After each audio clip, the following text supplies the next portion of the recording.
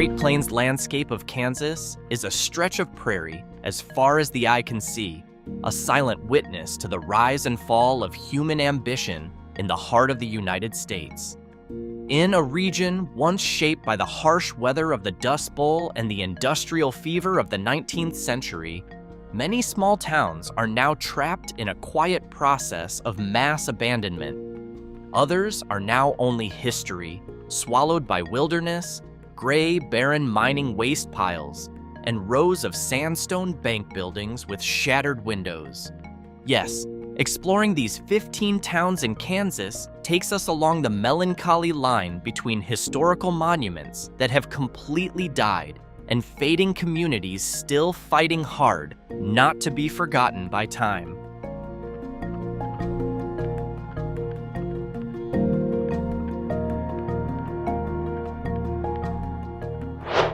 Hidden in the silence of the Montgomery County woods, LaHunt stands as one of the most massive and haunting pure industrial ghost towns in Kansas. This planned settlement, born in 1905, was designed to support the operations of the giant United Kansas Portland Cement Company plant and its hundreds of immigrant laborers. Soon after, an industrial recession triggered the sudden closure of the factory in the 1910s. Today, LaHunt is often nicknamed the Maya Ruins of Kansas because of the dramatic scale of its destruction. Yes, it presents a raw, post-apocalyptic atmosphere where the arrogance of last century's industrial structures has now crumbled and been fully swallowed by nature. Among thick wild trees rise the massive concrete walls of the former cement kiln room, moss-covered foundations of steam machines, and a legendary concrete wall containing the embedded shovel of a worker who reportedly died in a tragic accident after being buried in wet cement.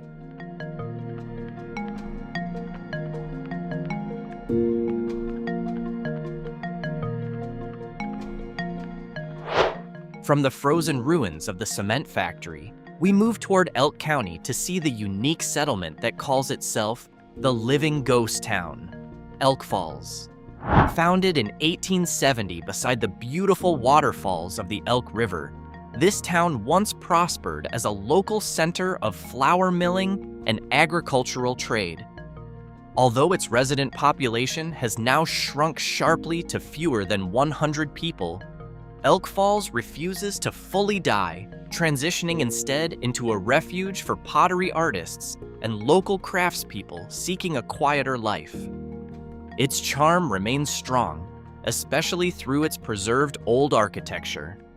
Along its quiet dirt roads stand 19th century wooden houses beside the iconic Elk Falls Iron Bridge, an old arched iron bridge built in 1893 across the Rocky River. Yes, Elk Falls presents a fragile duality, where a small town manages to resist total extinction through the preservation of arts and culture, even though the remains of its past glory still dominate the atmosphere of the surrounding landscape.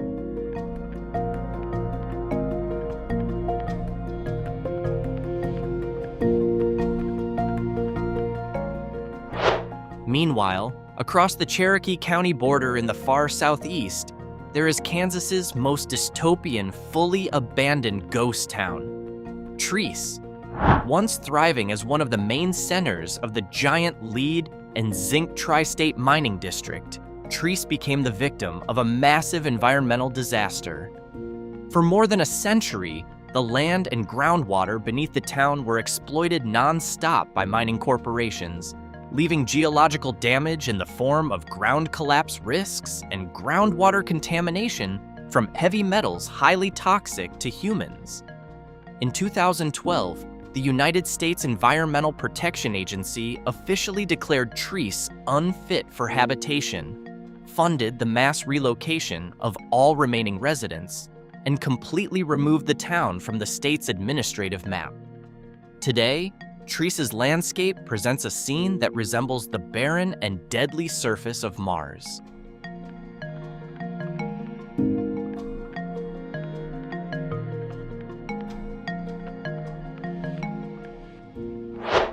From the post-industrial toxic land of Treece, the journey pulls us backward through the ancient historical corridor of the Morris County prairie, where Diamond Spring lies buried. Founded in the first half of the 19th century, Diamond Spring was once one of the most crucial stopping points along the legendary Santa Fe Trail trade route. Life in Diamond Spring ended completely after the Transcontinental Railroad was built along a different route, instantly isolating this old horse wagon road from the modern trade network. Today, the physical remains of Diamond Spring include traces of ruined buildings. History explorers who reach this remote location can also find several stone historical markers and an isolated spring whose water still flows clearly, presenting a melancholy portrait of a once vital historical point now fully returned to the wild.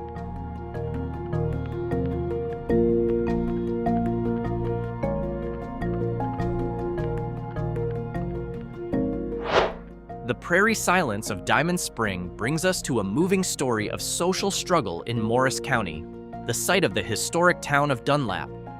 Founded in 1878 by Joseph Dunlap, this settlement holds an important historical record as one of the main colonies for the Exodusters, a wave of African American refugees who freed themselves from post-Civil War oppression in the South.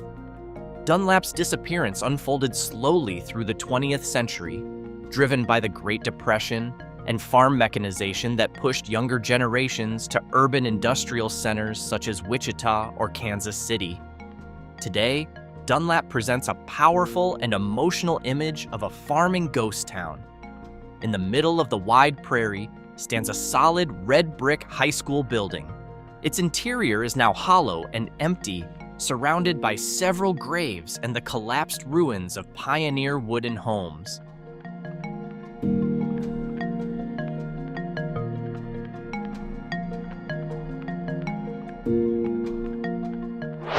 The struggle of Dunlap's pioneers resonates with the collapse of this railroad station town. Born from the golden age of mass transportation expansion in the late 19th century, Bushong grew prosperous along the Missouri Pacific Railroad line. Bushong's death was sealed when the railroad company permanently ended local station service, triggering a sharp population decline that has left fewer than 30 people in an almost empty settlement. The most captivating sight in Bushong centers on the Bushong High School building, constructed from solid sandstone blocks. This grand medieval-style building now stands silent with shattered windows, a schoolyard filled with thorny brush, and empty classrooms.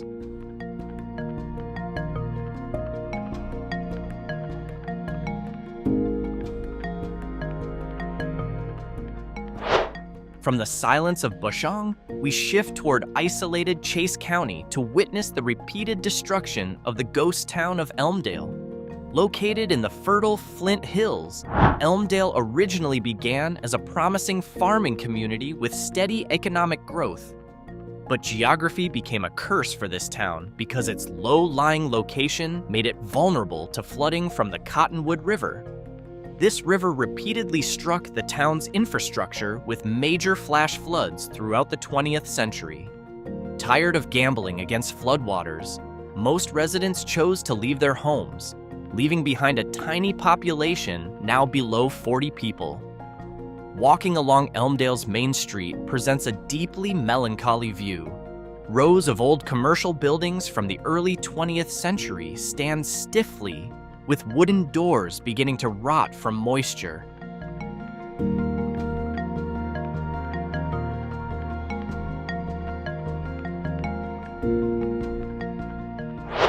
Next is the fairly unique ghost town of Voland. How could it not be? Here stands the Voland store, a 19th century red brick general store that was somehow renovated. It was even transformed into a contemporary art gallery, an isolated arts gathering space in the middle of wide open prairie. The presence of this preserved old stone architectural structure against an endless grassland backdrop gives the ghost town narrative a poetic variation, showing how a dead space can be revived into another kind of life in Kansas. Previously, this town was founded as a water stop for steam locomotives on the Rock Island Railroad. Yes, Voland in the past was a social center for cattle ranchers in the Flint Hills region. This small town died completely after train engine modernization removed the need for the local station, leaving all commercial stores and homes emptied out.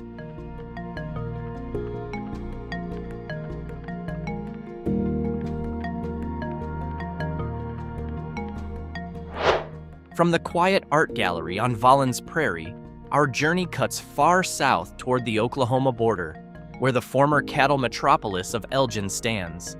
In the late 19th century, Elgin held the legendary title of the cattle capital of the world.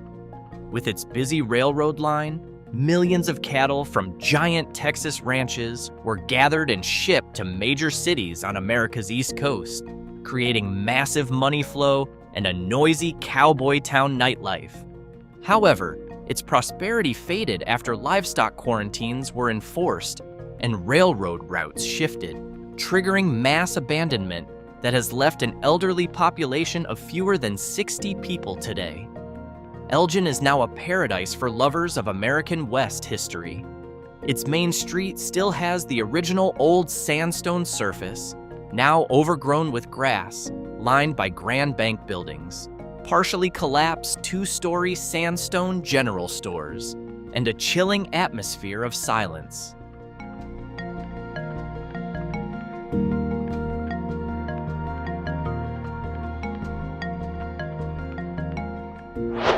The collapse of Elgin brings us to a similar fate experienced by the small town of Lansfield. Standing along the Santa Fe Trail route, Lansfield once played an important role as a security and trade checkpoint for travelers heading west from the mid-19th century. The town once had promising civic activity, filled with passing merchants and pioneer teachers before modern transportation competition destroyed its future. Its death happened quickly once the regional railroad was planned to pass through the neighboring town of Edgerton, only a few miles away. Businesses and residents moved their buildings closer to the new station in large numbers, sealing Lansfield's fate as a true ghost town. One of the original major structures still left today is the one-room stone schoolhouse built in 1869.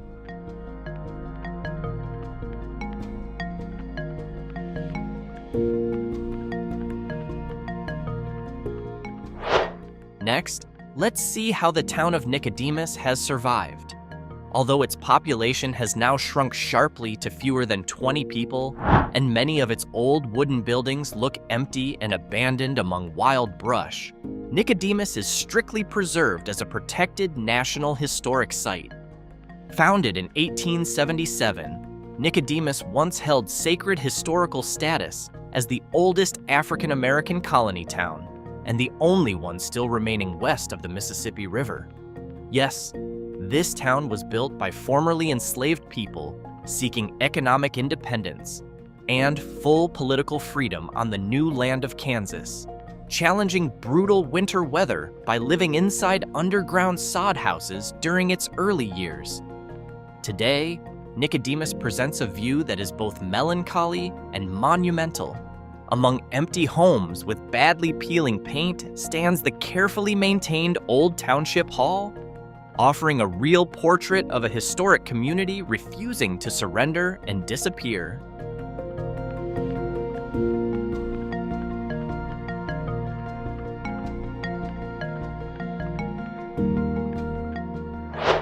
Then there are the small towns in southeastern Kansas's mining belt that are still inhabited, but dying and at risk of becoming ghost towns. One of them is Weir, a town in Crawford County. Weir first grew rapidly as a center of coal and zinc mining, with strong economic activity in the early 20th century. Weir's social condition fell toward its lowest point after all underground mining operations permanently closed because economically valuable mineral reserves had run out. Yes, Weir's population has continued to fall sharply to only around 500 people today. Walking through its commercial district, we see sad markers of decline.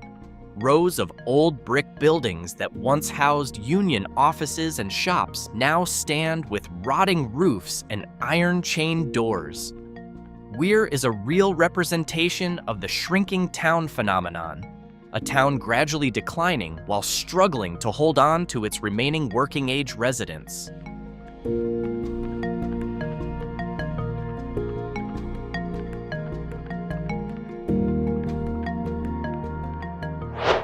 In addition, there is the town of Arcadia, with its population now shrinking sharply to fewer than 250 people. This town shows extreme and worrying signs of physical decline. Once a busy center of agricultural trade and coal mining, Arcadia has had to watch its social assets die one by one because of major demographic aging. Travel documentary footage along Arcadia's main street captures a dramatic and concerning landscape. Rows of two-story red brick commercial buildings from the 1910s stand side by side with their windows completely shattered. In some buildings, the roofs have collapsed inward, allowing wild trees to grow freely inside what used to be office spaces.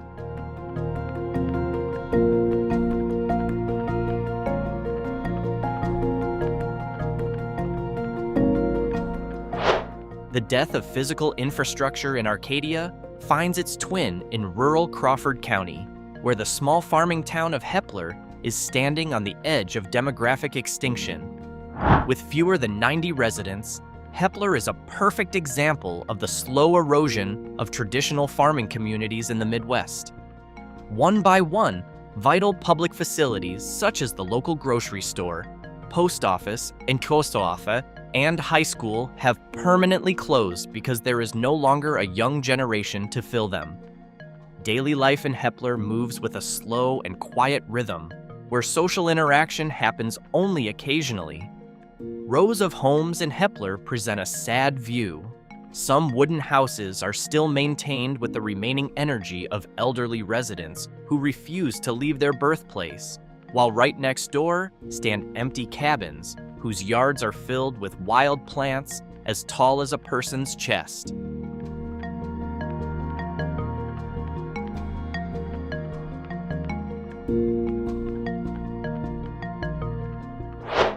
If the three previous towns suffer from small-scale isolation, the city of Arma in Crawford County gives a contrasting perspective on the struggle to maintain stability in a larger mining belt town.